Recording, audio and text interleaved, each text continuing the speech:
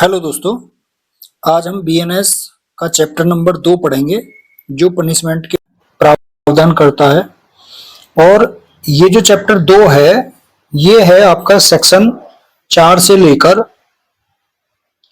13 तक। और ये जो इससे पहले जो आईपीसी थी उसमें ये चैप्टर नंबर 3 था जो पनिशमेंट के संबंध में प्रावधान करता है, और वो धारा सेक्शन मतलब 53 से लेकर 75 तक प्रोविजन थे उसमें। तो कोरिलेट करते हुए भी चलेंगे। तो पनिशमेंट के बारे में ये प्रावधान करता है। अब दंड जो दिया जाता है उसमें कौन कौन से दंड हैं बीएनएस में, तो ये धारा 4 पनिशमेंट के बारे में प्रावधान करती है कि अपराधी इस संहिता के उपबंधों के अधीन यानी under the provision of this संहिता जिन दंडों से दायी है, यानी जो दंड उसको दिए जा सकते हैं उनमें कौन कौन से दंड हैं। तो पहला है इसमें मृत्युदंड यानी डेथ पेनल्टी। उसके बाद में जो इसमें दूसरा है वो है आजीवन कारावास यानी इम्प्रिजनमेंट फॉर लाइफ। तीसरा है कारावास जो 2 प्रकार का होता है, ठीक है। एक कठोर होता है यानी रिग्रेस, यानी कठोर श्रम के साथ में किया जाता है विद हार्ड लेबर। दूसरा है सिंपल इम्प्रिजनमेंट, ठीक। उसके बाद में चौथा है संपत्ति की जप्ती यानी फॉरफीचर ऑफ प्रॉपर्टी। उसके बाद में नेक्स्ट है फाइन यानी जुर्माना। और उसके बाद में लास्ट है सामुदायिक सेवा। ये सामुदायिक सेवा यहाँ पर नया जुड़ा है जो कि आईपीसी में नहीं था। एक एक करके सभी के बारे में थोड़ा थोड़ा पढ़ेंगे। तो अब पहले वापस आते हैं, क्योंकि कितने प्रकार के दंड हो गए इसमें, 6 प्रकार के, ठीक है ना। एक यहां पर ये एफ है, यहां पर कम्युनिटी सर्विस से रिलेटेड। तो यहां पर 6 प्रकार के दंड इसमें हो गए, ठीक है ना। अब इनको याद करने का एक तरीका है, जैसे हम पहले पढ़ते थे आईपीसी में DLIFF दिलीफ पढ़ते थे। तो डी से डेथ हो गया, फिर लाइफ टाइम इम्प्रिजनमेंट हो गया, ये इम्प्रिजनमेंट हो गया, ये फोरफीचर हो गया और ये फाइन हो गया, ठीक है ना दिलीफ में। अब दिलीफ में यहां पर जुड़ गया है एक सी यानी कम्युनिटी सर्विस। तो DLI डेली कर सकते हो, डेली FFC, ये आपके पनिशमेंट है। अब इसमें जो पनिशमेंट है उसमें सबसे पहला है डेथ पेनल्टी। अब इसके बारे में अगर ये प्रोविजन से रिलेटेड क्वेश्चन मेंस में आता है कि भारतीय न्याय संहिता में मृत्यु दंड के संबंध में प्रावधान जो है वो कौन कौन से हैं, ठीक है ना। तो इसके बारे में हम पढ़ेंगे। एक तो जो पहले वाली धाराएं हैं उनसे इसको सीक्वेंस में रखेंगे। कैसे? सबसे पहले इसमें धारा है धारा 65 का क्लॉज 2 बीएनएस का। तो बीएनएस का 65 का क्लॉज 2 है जो आपका आईपीसी का धारा 376 ए बी था, ठीक है ना। यानी 12 वर्ष से कम आयु, 12 वर्ष से कम आयु की स्त्री के साथ में रेप जो किया जाता है वो मृत्युदंड से संबंधित प्रावधान है। दूसरा है फिर इसमें सेक्शन 66, सेक्शन 66 है आपका 376 ए आईपीसी का। इसमें क्या है, इसमें जो रेप विक्टिम होती है उस पीड़िता की मृत्यु कारित करने या उसको लगातार निष्क्रिय अवस्था में बने रहने का परिणाम उत्पन्न करने के लिए दंड इसमें दिया जाता है, यानी उसको अचेत अवस्था में छोड़ देना रेप करने के बाद में, या उसकी मृत्यु हो जाना रेप करने के बाद में, ठीक है ना। तो ये आपका धारा 66 से संबंधित यानी 66 हो गया। उसके बाद में इसमें नेक्स्ट है धारा 70 का क्लॉज 2, और 70 का क्लॉज 2 आपका है धारा 376 का डीबी, ठीक है ना। अब डीबी आईपीसी का जो 376 डीबी है वो है 12 वर्ष से कम आयु की स्त्री के साथ में गैंग रेप जो किया जाता है, ठीक है ना, गैंग रेप करने पर। उसके बाद में फिर आती है इसमें सेक्शन 71। 71 है आपका धारा 376 ई। ई है जहां पर रिपीटेड यानी पुनरावृत्त अपराधी जो होता है, जब वो इन अपराधों को करता है, धारा 376 ए बी सी डी इस तरह के जो ये अपराध थे, है ना, यानी यहां पर वो धारा 63 से 70 के अपराध जो वो करता है, तो यहां पर हो गया ये पुनरावृत्त अपराधी के लिए दंड। ठीक है ना। उसके बाद में मृत्युदंड से संबंधित जो नेक्स्ट है वो है धारा 103। धारा 103 आपकी आईपीसी की धारा 302 है, जो पनिशमेंट फॉर मर्डर की बात करती है, हत्या के लिए दंड की बात करती है। ठीक है ना। उसके बाद में नेक्स्ट है 103 के बाद धारा 104। धारा 104 आपकी कोरिलेटेड है जो आईपीसी की धारा 303 थी, यानी आजीवन सिद्ध दोष व्यक्ति के द्वारा जो मतलब मर्डर किया जाता है, कोई अपराध जो वो किया जाता है आजीवन सिद्ध दोष अपराधी के द्वारा। ठीक है ना। इसको वहीं पढ़ेंगे, इससे रिलेटेड केस लॉ वगैरह जो है ये वहां पर पढ़ेंगे। अब चूंकि पहले ये अनकॉन्स्टिट्यूशनल थी, ठीक है ना, ये पहले अनकॉन्स्टिट्यूशनल थी, मिट्टू सिंह वर्सेस पंजाब राज्य के केस में धारा 303 को अनकॉन्स्टिट्यूशनल घोषित कर दिया गया था। अब इसको क्या कर दिया है, क्योंकि इसमें केवल मृत्युदंड का प्रावधान था, अब इसको पुनर्जीवित कर दिया एक तरह से, और इसमें मृत्युदंड या लाइफ टाइम इम्प्रिजनमेंट दोनों अपराध को, दोनों दंड को जोड़ दिया गया है। ठीक है ना। उसके बाद में 104 के बाद में इसमें सेक्शन आती है नेक्स्ट सेक्शन 107।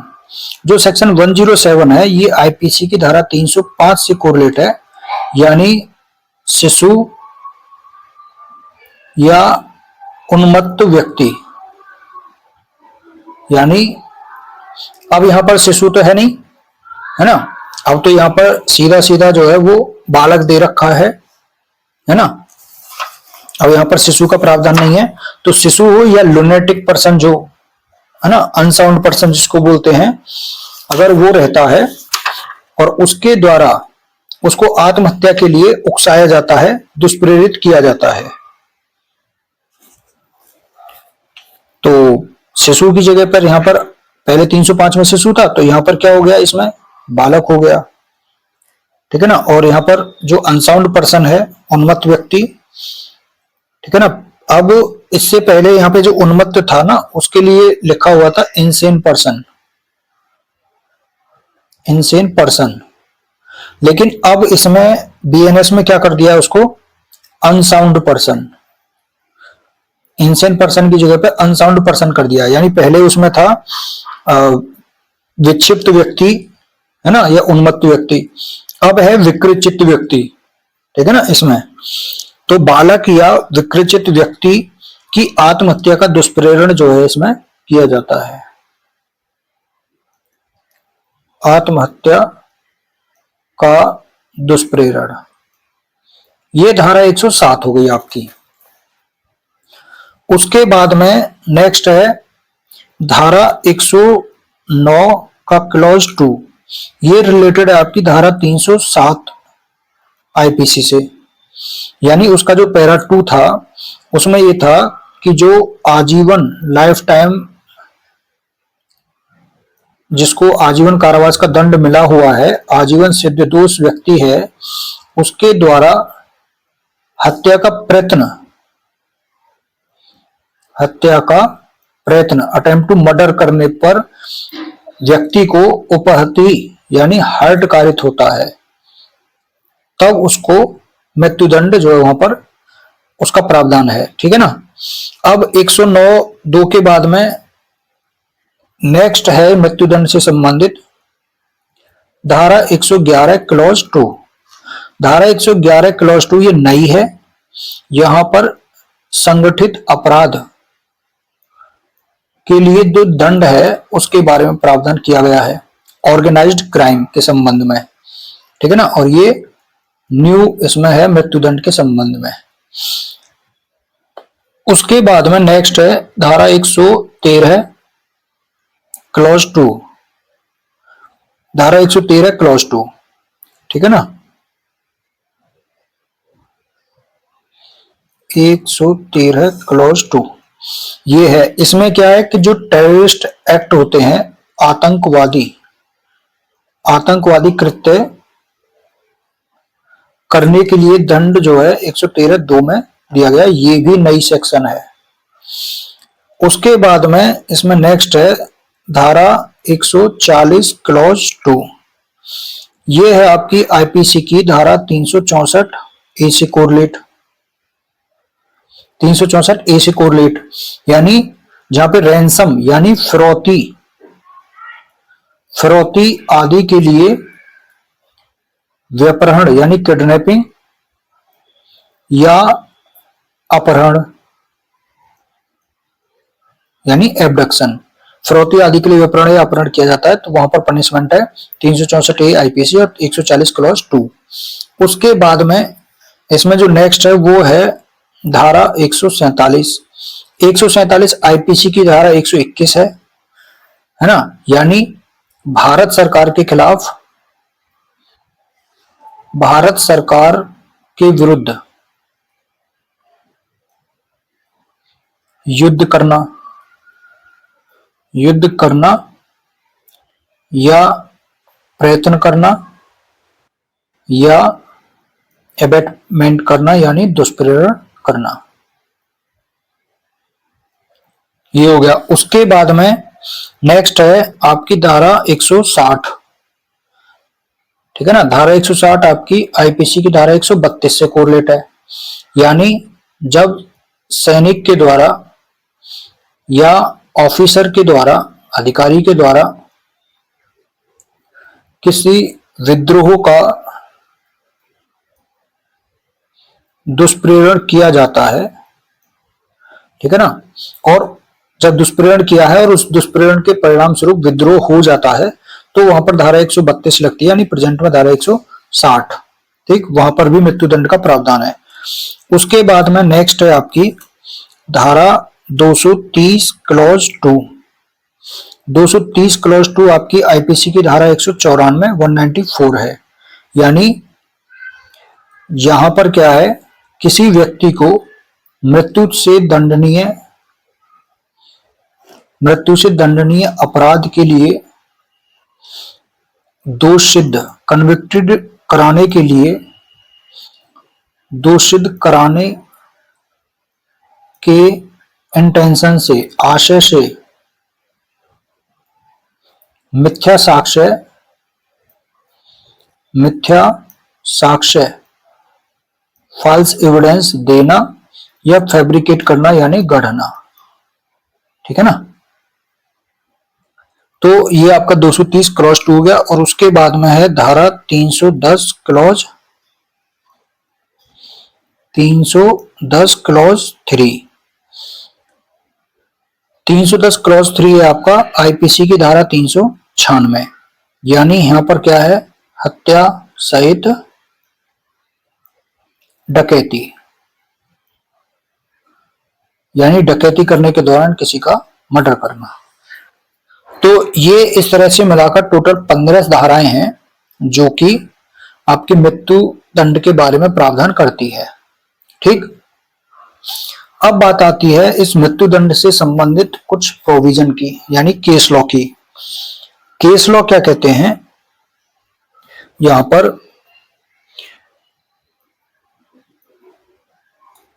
एक है आपका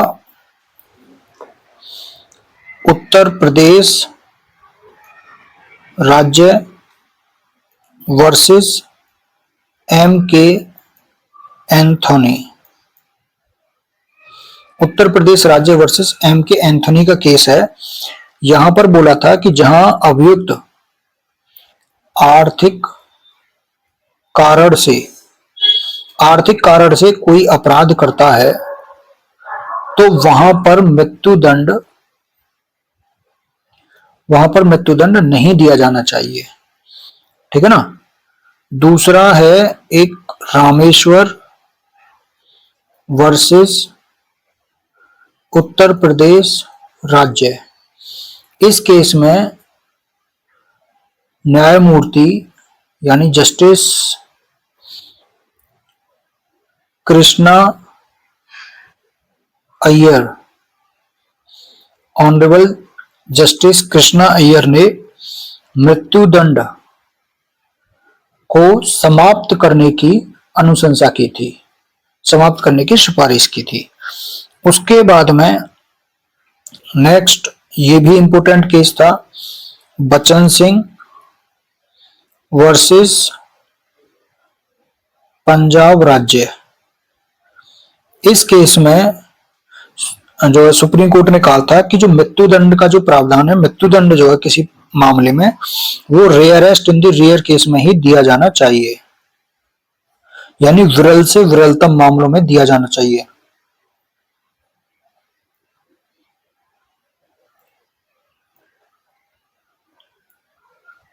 ठीक है ना।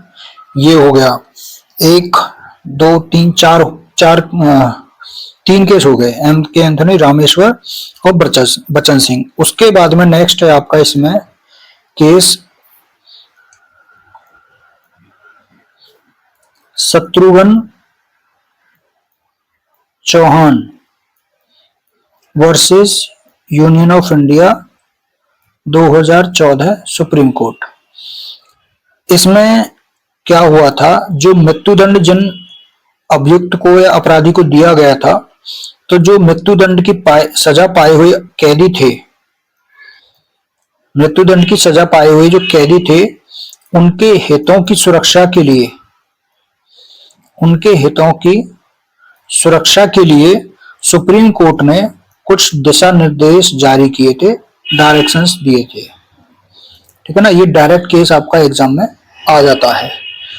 उसके बाद में नेक्स्ट केस है आपका इसी से रिलेटेड,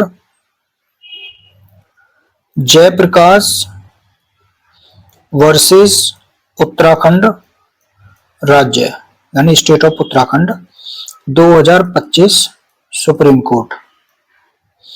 इस केस में क्या हुआ था, ये rare of the rarest case की श्रेणी में आता है और इसमें सुप्रीम कोर्ट ने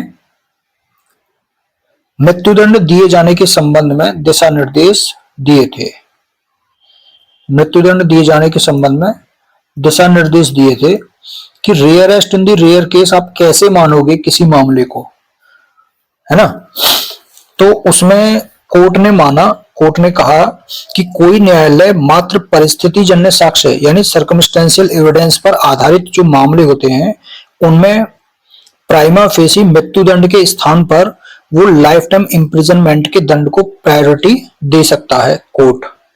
दूसरा इसमें बात बोली थी कि अपराध की क्रूरता यानी क्रूरता, गंभीरता, उसके कारण मात्र अपराध को rarest in the rare category में नहीं लाया जा सकता, वही केवल एक उसका ग्राउंड नहीं हो सकता है।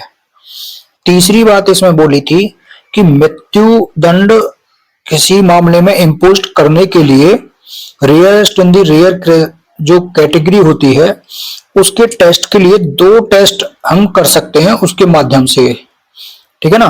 कैसे, पहला तो यह है कि rarest in the rare case वही होगा, मतलब कि मामला जो है वो rarest in the rare category का है, ये हमको मानना पड़ेगा। और वो किस आधार पर मानना पड़ेगा, उस अपराध की गुरुतरकारी यानी उसकी जो गंभीरता है उसको, और दूसरा उसकी समनकारी परिस्थितियों की पहचान करके।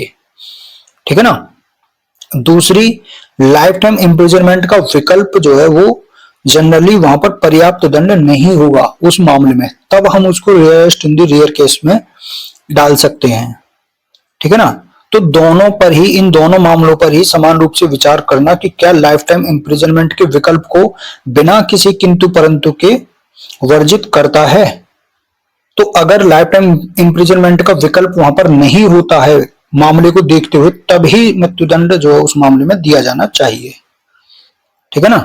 और इसी से रिलेटेड है जयप्रकाश के इस मामले मतलब रेयर केस के संबंध में दिशा निर्देश दिए गए थे, इसी से रिलेटेड है मनोज वर्सेस मध्य प्रदेश राज्य 2023 का केस सुप्रीम कोर्ट का।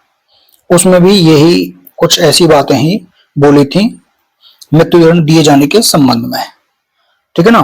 तो ये आपका मृत्युदंड के संबंध में प्रोविजन हो गए हैं, किन मामलों में दिया जा सकता है, उससे रिलेटेड केस लॉ हो गए, आपका एक मेंस का क्वेश्चन भी कंप्लीट हो गया है, ठीक है ना। अब उसके बाद में इसमें जो दूसरा दंड है वो है आजीवन कारावास का, ठीक है ना। अब जो आजीवन कारावास है यहां पर, इससे रिलेटेड तो आजीवन कारावास से रिलेटेड तो कुछ ऐसी केस लॉ है इसमें, जैसे गोपाल विनायक गॉडसे वर्सेस महाराष्ट्र राज्य 1961 सुप्रीम कोर्ट। और दूसरा है इसमें जाहिद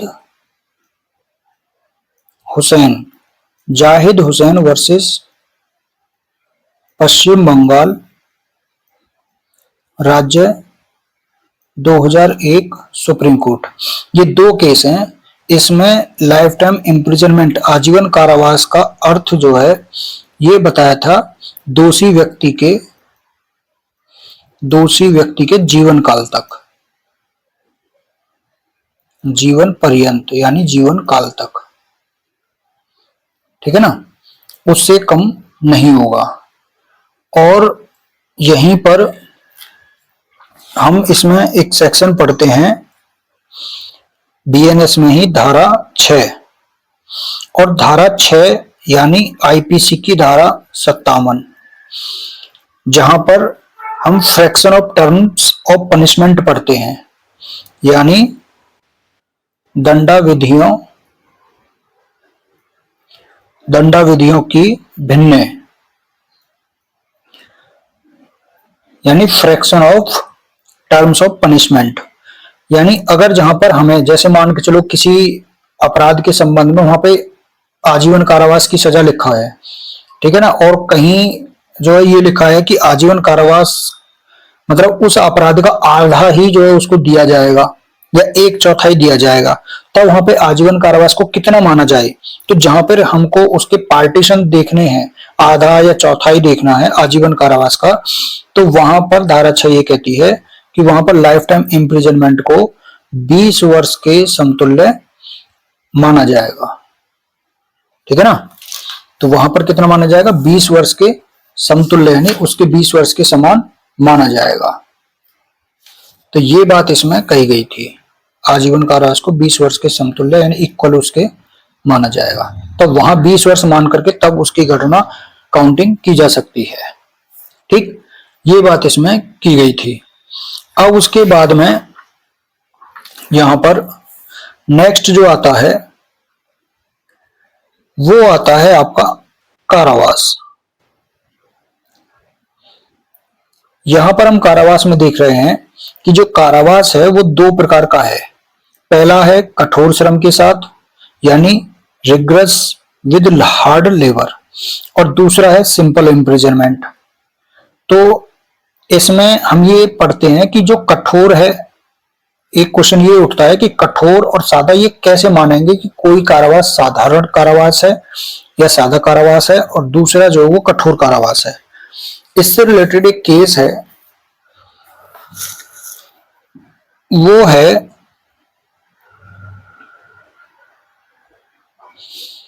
फूल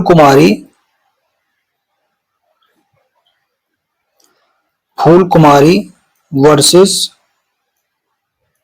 तिहाड़ सेंट्रल मतलब केंद्रीय और जेल मतलब कारागार, Tihar central jail 2012 Supreme Court. ये केस है।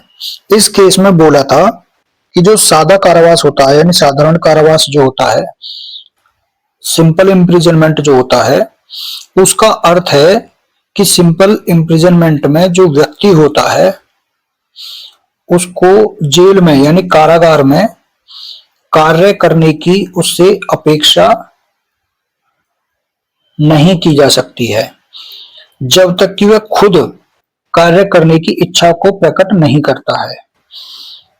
दूसरा, जो कठोर कारावास होता है, जो रिग्रेस इम्प्रिजनमेंट होता है, यानी हम ये देखें कि जो सिंपल इम्प्रिजनमेंट है उसमें व्यक्ति को कार्य करने का चुनाव यानी उसका चूज करना का उसका विकल्प होता है उसके पास में, जबकि जो रिग्रेस इम्प्रिजनमेंट होता है इसमें जो व्यक्ति होता है उससे जेल में विधि के अधीन ही यानी विधि के द्वारा उससे कठोर श्रम करने की उससे अपेक्षा की जाती है। ठीक है ना। और इसमें एक और आते हैं कैदी जो विचाराधीन होते हैं, लेकिन विचाराधीन कैदी जो होते हैं उनसे कार्य करने की अपेक्षा नहीं की जाती है।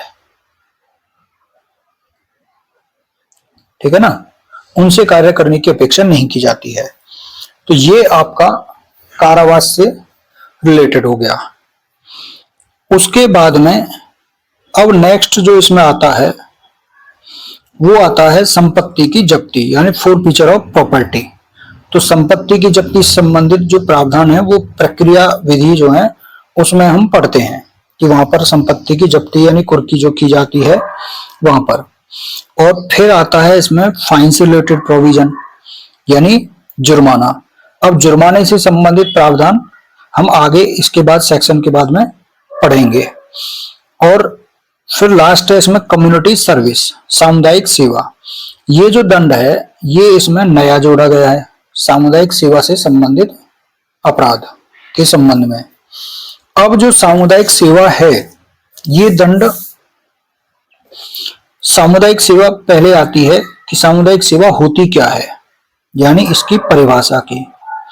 अब परिभाषा बीएनएस में तो दी नहीं है, ये परिभाषा कहाँ मिलेगी? परिभाषा मिलेगी बीएनएसएस 2023 की धारा 23 का स्पष्टीकरण यानी एक्सप्लेनेशन। उसमें सामुदायिक सेवा को परिभाषित किया गया है। उसमें बोला है कि जो सामुदायिक सेवा है, जो कम्युनिटी सर्विस है, वो एक ऐसा कार्य है जिससे यानी जिस कार्य को किसी दोषसिद्ध व्यक्ति यानी जिसको किसी अपराध के लिए दंड दे दिया गया है, उसको कन्विक्टेड ठहराया गया है, दोषसिद्ध व्यक्ति को दंड के रूप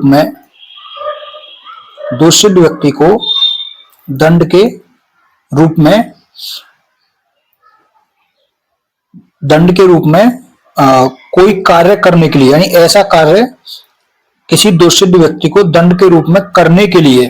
अब जो कार्य है वो क्या होगा? जो समुदाय के लाभ के लिए हो। कार्य कैसा होना चाहिए? समुदाय के यानी समाज के लिए लाभदायक हो, समुदाय के लाभ के लिए होना चाहिए। ठीक है ना। और ऐसा कार्य करने के लिए न्यायालय ने आदेशित किया हो, सरकार के द्वारा नहीं, न्यायालय के द्वारा, क्योंकि न्यायालय उसको दोषित ठहराता है तो वहीं पे पनिशमेंट देने का कार्य न्यायालय का है, कोर्ट का है, तो न्यायालय आदेश करेगा ऐसा। और इसमें फिर लास्ट एलिमेंट बचता है कि उस कार्य के लिए वह किसी भी पारिश्रमिक यानी किसी भी रेम्युनरेशन पारिश्रमिक का वो हकदार नहीं होता है। ठीक है ना। तो ये आपका कहलाता है कम्युनिटी सर्विस। अब बात आती है कि कम्युनिटी सर्विस ये क्यों जोड़ा गया है। कम्युनिटी सर्विस जो अपराध इसमें जोड़ा गया है उसका पर्पज क्या है?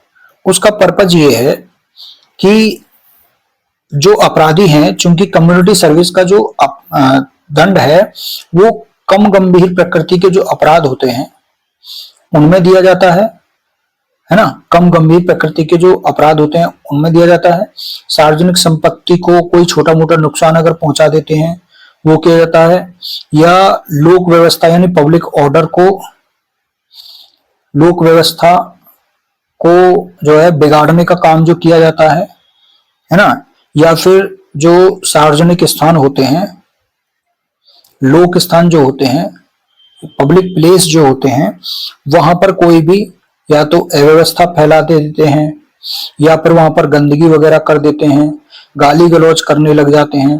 तो ये छोटे मोटे जो अपराध होते हैं उनमें सामुदायिक सेवा का दंड जो वो दिया जाता है।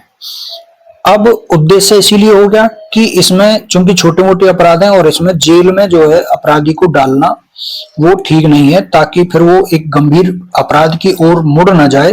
तो इसलिए क्या है कि अपराधी का सुधार करना जरूरी है। तो अपराधी के सुधार के लिए ये इसमें सामुदायिक सेवा का दंड जो जोड़ा गया है। दूसरा ये है कि जेल में जो है अपराधियों की संख्या में कमी करना है। तो जेल में भीड़ जो है उसको कम करना है, तो जेल में भीड़ को कम करना है, ठीक है ना। तीसरा यह है कि छोटे मोटे अपराधों में उसमें मानवीय दंड जो है देना एक उद्देश्य है, ठीक है ना। चौथा यह है कि जब ये समाज सेवा करेगा तो समाज सेवा करने से समाज से अपराधी को जोड़ना, अपराधी को समाज से जोड़ना, है ना, ताकि उसके अंदर जो है जब सामाजिक सेवा करेगा वो, तो एक सामाजिक जिम्मेदारी की भावना उसके अंदर होगी। अब इस सामुदायिक सेवा जो दंड दिया जाता है इसमें कार्य कैसा कराया जाता है, सामुदायिक सेवा में क्या कार्य कराया जा सकता है, जैसे कि उससे कोई भी साफ सफाई का, सार्वजनिक स्थान होते हैं वहां की साफ सफाई करवाई जा सकती है ना। उससे रोड के किनारे या बाग में या कहीं पे भी ऐसे पेड़ लगाने का जो कार्य होता है वहां पर, या फिर किसी भी अस्पताल वगैरह में, या फिर ओल्ड एज जो होते हैं होम, वृद्धाश्रम जो होते हैं वहां पर उनकी सहायता करना मरीजों की, है ना, या डॉक्टर्स की सहायता करने के लिए, या किसी भी मतलब इस ऐसे काम जो मतलब उसके लायक हों वहां पर सहायता करने के लिए। या अगर वो थोड़ा सा पढ़ा लिखा है तो शिक्षा देने का काम उसको दिया जा सकता है, क्योंकि उसके इन सब कामों के लिए उसका पारिश्रमिक नहीं देना होगा उसे, मतलब उसको पारिश्रमिक नहीं देना है गवर्नमेंट को इसके लिए, है ना। तो इस तरह के काम जो है उससे करवाए जा सकते हैं। अब बात आती है कि ये किन अपराधों में जो है वो दिया जा सकता है, किन अपराधों में दिया जा सकता है। तो इसका उल्लेख बीएनएस में ही किया गया है। जैसे अगर हम पहली बात करें कि धारा 202 यानी जो आईपीसी की धारा 168 है ना, धारा 168 है, और बीएनएस की धारा 202। जैसे पब्लिक सर्वेंट कोई अगर है, जो पब्लिक सर्वेंट है और वो विधि विरुद्ध इलीगली किसी व्यापार में लगा हुआ है, विधि विरुद्ध यानी इलीगली क्या लगा हुआ है, किसी व्यापार में लगा हुआ है, तो वहां पर उसको सादा कारावास दिया जाएगा जो 1 वर्ष तक का हो सकता है, या फिर फाइन हो सकता है, या कारावास और फाइन दोनों हो सकते हैं, या फिर कम्युनिटी सर्विस का दंड दिया जा सकता है। ठीक, तो धारा 202 हो गई। उसके बाद में जो दूसरी धारा है वो है धारा 209। धारा 209 जो कि आपके आईपीसी की धारा 174 ए है। अब धारा 209 यानी जो बीएनएसएस है, बीएनएसएस की धारा 84 और सीआरपीसी की धारा 82, जिसमें उद्घोषणा जारी की जाती है कोई व्यक्ति जब फरार हो जाता है। तो जब उद्घोषणा जारी की जाती है और वो उद्घोषणा जारी होने के बाद में क्या होता है, गैर हाजिर रहता है।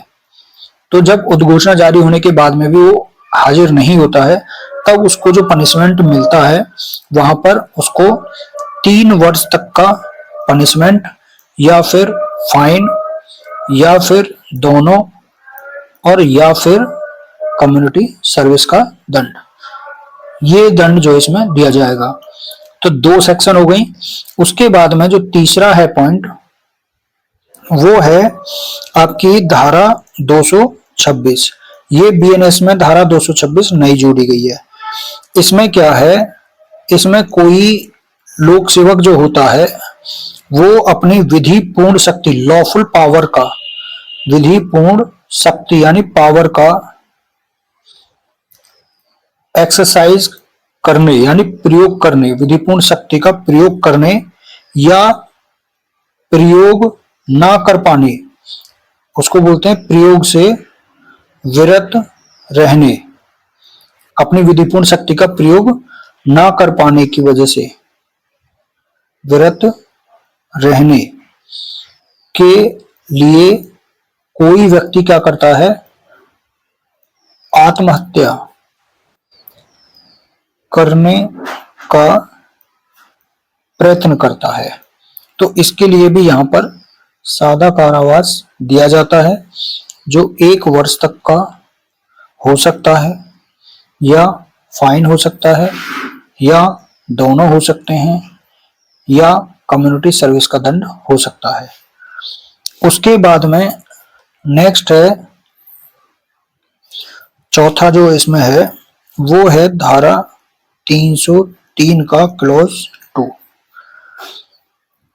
धारा 303 का क्लॉज 2 आपका धारा 379 के क्लॉज 2 से कोरिलेट है, लेकिन धारा 303 का क्लॉज 2 जो है वो 379 के क्लॉज 2 का क्या है, परंतुक। यहां पर अगर हम देखें तो 303 के क्लॉज 2 का परंतुक है ये, 379 से यानी चोरी से जो संबंधित है। इसमें क्या है, ये भी मतलब नया है, नया जोड़ा गया है यहाँ पर।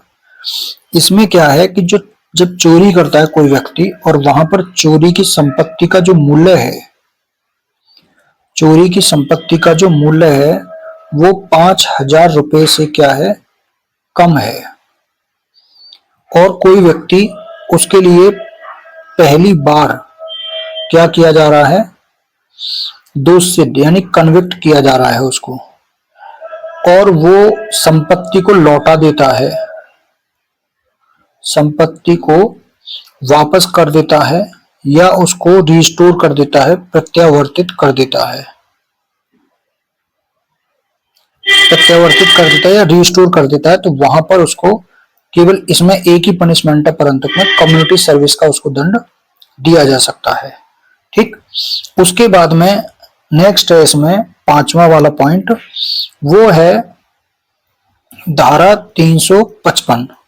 अब धारा 355 आपकी आईपीसी की धारा 510, ये क्या कहती है 355, इसमें है कि कोई व्यक्ति जो लोक स्थान होता है और मत व्यक्ति है वो, यानी उसने दारू पी रखी है, शराब पी रखी है, और मत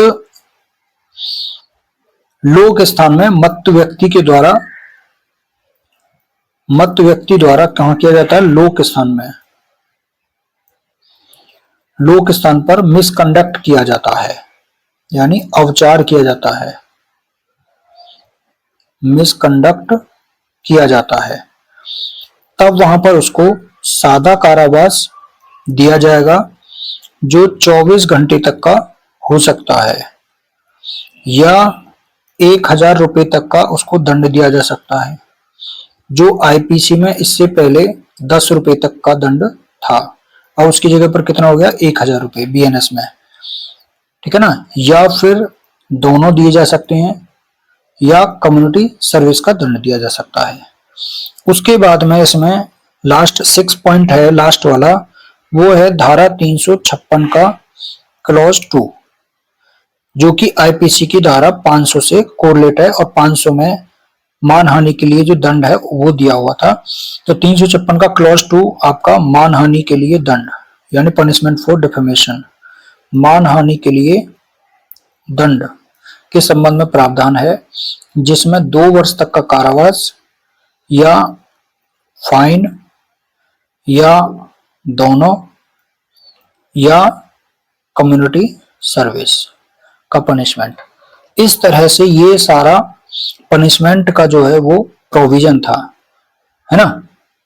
अब इसके बाद में जो पनिशमेंट है वो आती है जुर्माने की बात, ठीक है ना। तो अब मेरे हिसाब से इससे आगे ये पनिशमेंट पूरे हो गए। मेंस के हिसाब से आपका सामुदायिक सेवा वाला जो पनिशमेंट है वो भी पूरा हो गया, क्वेश्चन मतलब जो है, और एक आपका मृत्युदंड के संबंध में क्वेश्चन पूरा हो गया। अब इससे आगे यहां से जो है वो कल पढ़ेंगे।